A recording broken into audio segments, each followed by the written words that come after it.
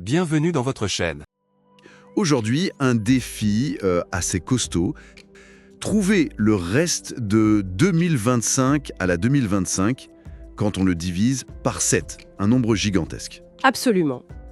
Oui, l'idée, c'est pas juste de cocher une case, mais vraiment de décortiquer ensemble comment l'arithmétique modulaire nous aide à résoudre ce genre de choses. Tout à fait. Et quand on dit modulo 7, faut pas s'effrayer. Ça veut juste dire qu'on s'intéresse au reste quand on divise par 7. L'avantage énorme, c'est que ça permet de manipuler des restes, des petits nombres, à la place des très grands nombres.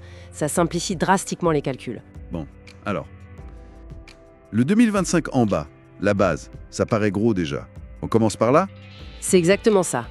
La première étape logique, c'est de réduire cette base. 2025 modulo 7. Alors on fait la division euclidienne. 2025, 289 fois 7 plus 2. Ah, plus 2, donc le reste c'est 2. Voilà, en langage mathématique, on écrit 2025 équivaut 2 modulo 7. Et ce qui est super, c'est que les calculs modulo respectent les puissances. Donc notre problème 2025 exposant 2025 modulo 7 devient 2 exposant dans 2025 modulo 7. D'accord. C'est déjà moins intimidant. beaucoup moins. Mais bon, l'exposant 2025 reste assez grand. Clairement. On ne va pas calculer 2 fois 2 fois 2, 2025 fois. Quelle est l'astuce ici? Il doit y avoir un truc, non? Un motif. Exactement. C'est là qu'intervient la recherche d'un cycle.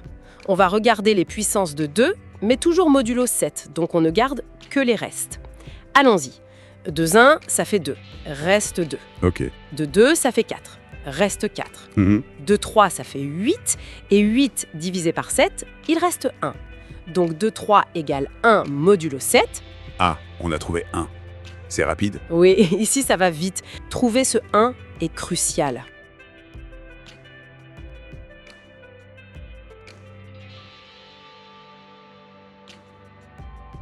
Un puissance n'importe quoi, ça fait 1. Voilà. Alors, si on récapitule tout, Le reste de 2025 à la 2025, congru à 1 modulo 7. exactement.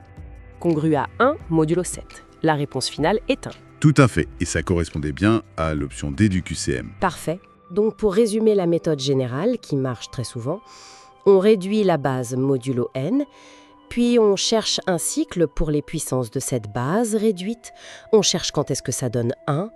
La longueur de ce cycle nous permet de réduire l'exposant en ne gardant que le reste de l'exposant divisé par la longueur du cycle, et enfin on calcule la petite puissance restante. C'est une méthode vraiment puissante, pour le coup. Ça rend gérable quelque chose qui semblait complètement fou au départ.